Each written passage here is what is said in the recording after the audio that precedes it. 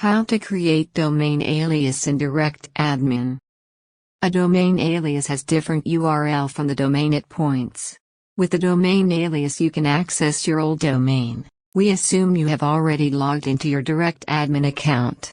In the Account Manager section, click Domain Pointers. Click Create Domain Pointer. Enter the domain URL in the text input box for source domain. Notice that the box for Create as an alias is checked. If it is not, click to check this box. Click Create. Success! We have created an alias of our domain. From this interface, you can create new aliases and manage the existing ones. Thank you for watching.